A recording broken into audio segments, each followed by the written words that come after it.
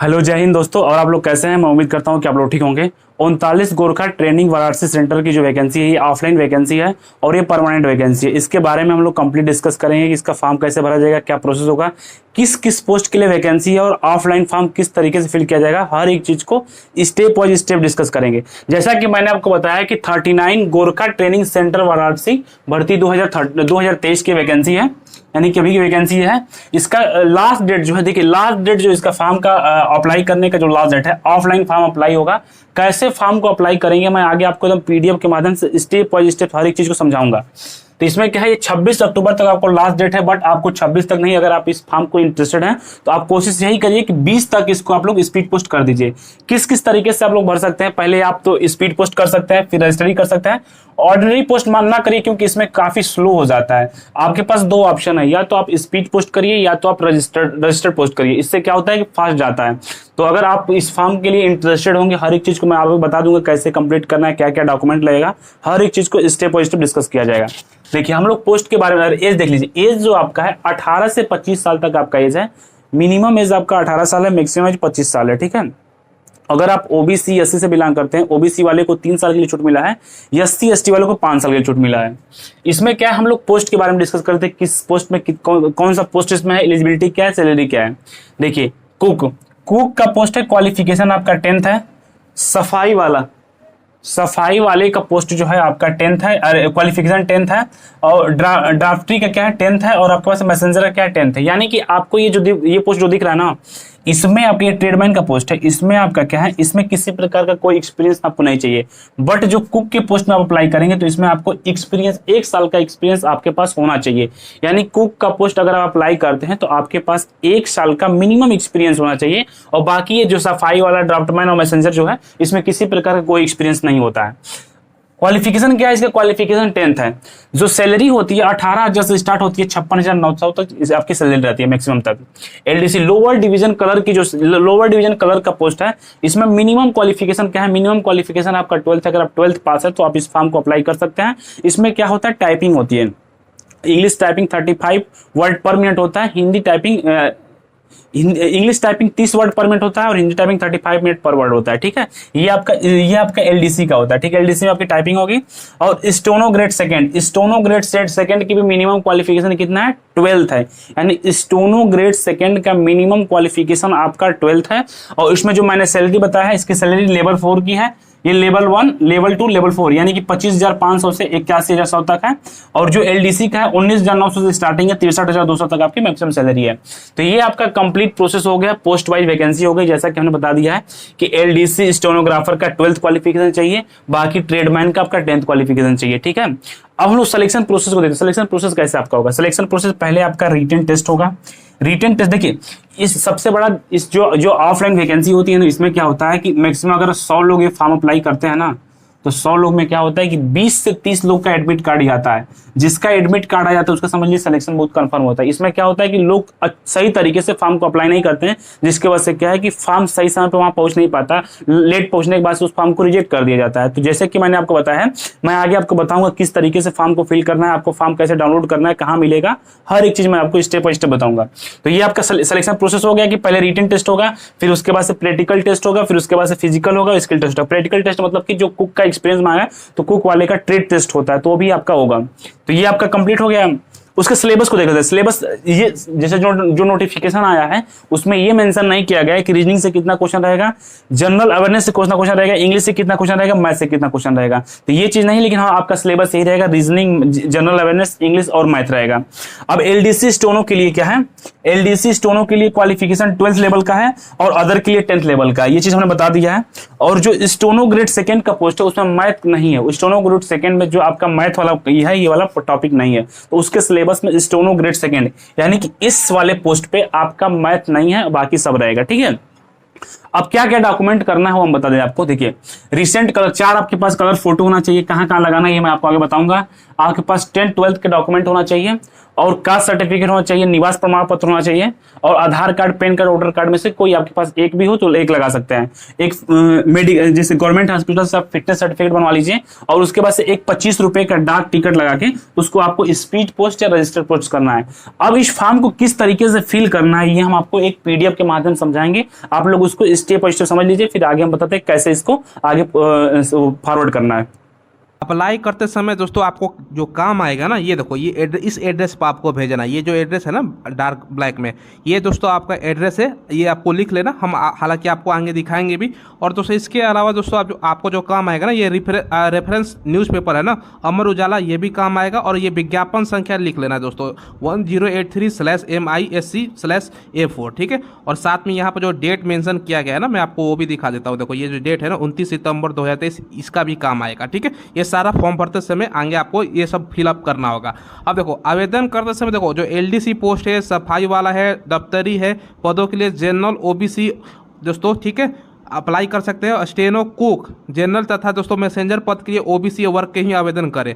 अब दोस्तों ये चीज़ एक ध्यान से समझना, क्या है ना, एलडीसी पोस्ट के लिए अप्लाई करोगे, सफाई वाला या दफ्तरी के लिए पदों के लिए जनरल, ओबीसी के लिए सीट है। स्टेनो और कुक के लिए दोस्तों जनरल में केवल सीट है और मैसेंजर के लिए केवल ओबीसी का ही सीट है। इसका मतलब दोस्तों एससी हैं और एसटी हैं तो क्या आप अप्लाई नहीं कर सकते? आपको जनरल से आप लोग चाहते हो तो अप्लाई कर सकते हो। देखो कोई भी ऑफलाइन वैकेंसी निकलता है तो एग्जैक्ट सीट पता नहीं चलता है। हो सकता है कि 20 सीट हो, 50 सीट हो, 100 सीट भी हो सकता है या कम ज़्यादा हो सकता है। ये दोस्तों अलग बात की चीज़ है, ठीक है। ये दोस्तों ध्यान रखिएगा, अगर आपके कैटेगरी में सीट नहीं लगता है तो आप जनरल से, यूआर से अप्लाई कर सकते हो, कोई दिक्कत नहीं है। अब देखिए सबसे पहले आपको प्रिंट आउट निकाल लेना है टेलीग्राम पर से, 3 पेज में निकालना है अलग अलग, ठीक है। ये दोस्तों देखो सबसे पहले ये आपको देखने को मिलेगा, यहाँ पर दोस्तों लिखा है ना एप्लीकेशन फॉर द रिक्रूटमेंट। आप कौन सा पोस्ट के लिए आप भर रहे हो, जैसे एलडीसी के लिए भर रहे हो तो एलडीसी, आपका इच्छा है जो पोस्ट के लिए आप अप्लाई कर रहे हो आपके कैटेगरी के अनुसार, ठीक है, कैपिटल में भरना है, ठीक है। अब देखो यहाँ पर दोस्तों सबसे पहले रेफरेंस न्यूज़पेपर अमर उजाला, मैंने आपको बताया, स्क्रीन पर भी आ रहा होगा। एडवर्टाइजमेंट नंबर, विज्ञापन संख्या मैंने आपको पहले बताया था वो वाला, ठीक है, स्क्रीन पर भी आ रहा होगा। और डेट है 29 तारीख का डेट में दोस्तों, ये स्क्रीन पर आ रहा होगा, ठीक है, क्लियर है। चलो अब देखो दोस्तों यहाँ पर सबसे पहले किस पोस्ट के लिए आप अप्लाई कर रहे हो वहाँ पर लिखना है। केवल एक ही पोस्ट के लिए आप अप्लाई कर सकते हो। जैसे आप मान के चलो दोस्तों कुक के लिए अप्लाई करो, ये हम एलडीसी के लिए चलो अप्लाई कर रहे हैं तो हम एलडीसी लिख के आपको एग्जाम्पल के तौर पर बता रहे हैं, ठीक है। अपना नाम कैपिटल में लिखिएगा, पिता या हस्बैंड का नाम दोनों में से कोई एक, तो पिता का नाम अगर आप लिखते हो तो हस्बैंड में से क्रॉस लगा दीजिएगा। अगर आप हस्बैंड नेम कोई लिखता है तो आप पिता में क्रॉस लगा दीजिएगा, ठीक है। चलो जो लिखना है दोस्तों उसका नाम लिख दीजिएगा, जिसमें आप नहीं लिख रहे, जैसे बहुत सारे बच्चे पिता का ही नाम लिखेंगे तो इसे पति में, हस्बैंड में क्रॉस लगा दीजिएगा। माता दोस्तों आपका मदर का नाम और डेट ऑफ बर्थ दोस्तों, डेट, मंथ और ईयर यहाँ पर लिखना है। और साथ में यहाँ पर दोस्तों आप लोग जो है ना आपको फोटो चिपकाना है। फोटो चिपका के उस पर दोस्तों सिग्नेचर आधा अंदर आधा बाहर करके कर दीजिएगा कि कोई सेल्फ स्टेट मांग रहा है, ठीक है। चलो यहाँ पर दोस्तों नीचे आओगे ना, यहाँ पर अपना कैटेगरी मेल है कि फीमेल है जो भी है आप सेलेक्ट कर लीजिएगा। अब यहाँ पर देखो, यहाँ पर दोस्तों एज आपका जो लास्ट डेट है ना उसके अनुसार कितना साल, कितना महीना, कितना दिन का हो रहा है। लास्ट डेट फॉर्म भरने का 26 दोस्तों अक्टूबर है, ठीक है, ये ध्यान रखिएगा 26 अक्टूबर 2023। इस डेट तक आपका कितना हो रहा है गूगल पर सर्च कीजिएगा, एज कैलकुलेटर, वहाँ से आप लोग आसानी से कर सकते हो। बाकी यहाँ पर दोस्तों आपका इंडियन लिख देना है, नेशनलिटी, ठीक है। और यहाँ पर अपना रिलीजन लिख देना है, जैसे हिंदू, मुस्लिम, सिख, ईसाई जो भी है यहाँ पर लिख दीजिएगा। जैसे यहाँ पर आपने इंडियन लिख दिया, यहाँ पर आपने अपना रिलीजन लिख दिया, ठीक है। चलो हिंदू।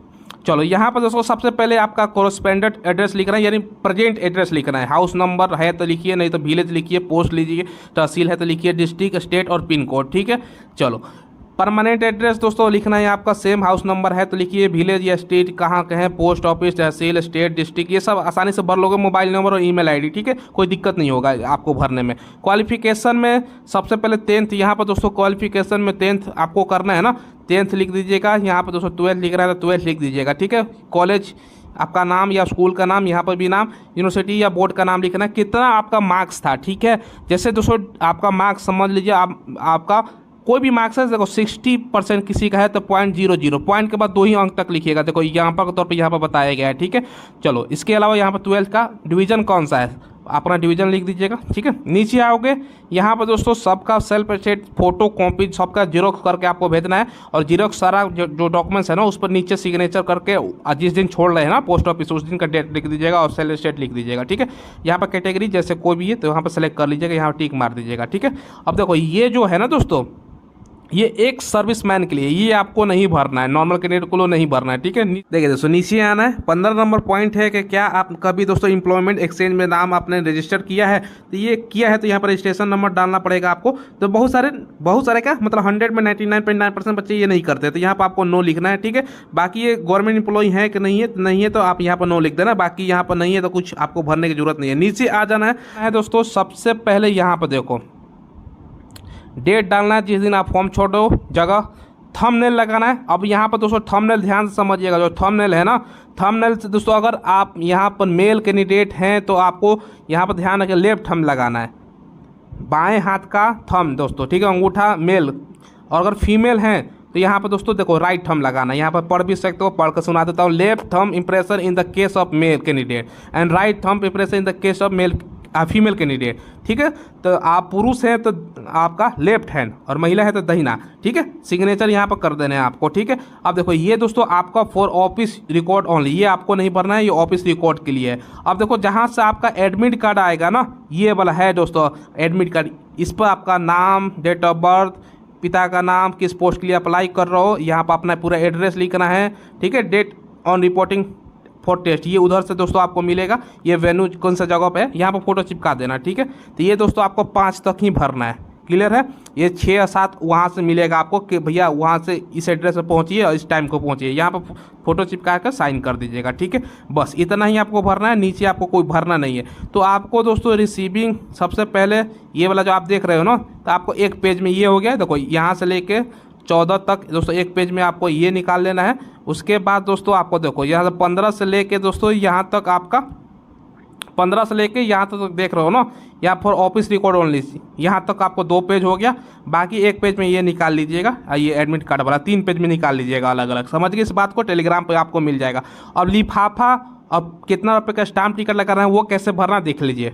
देखिए दोस्तों ये आपका लिफाफा हो गया। सबसे पहले फॉर्म में ये बड़ा वाला लिफाफा है दोस्तों, आपका नाम लिख देना है। जैसे हमने एग्जाम्पल के रूप में सैंपल कुमार लिख दिया, अपना नाम लिखिएगा, village, post, PS, police station, district, pin code और मोबाइल नंबर, ठीक है। और ऊपर ये लिखना मत भूलिएगा दोस्तों, ठीक है।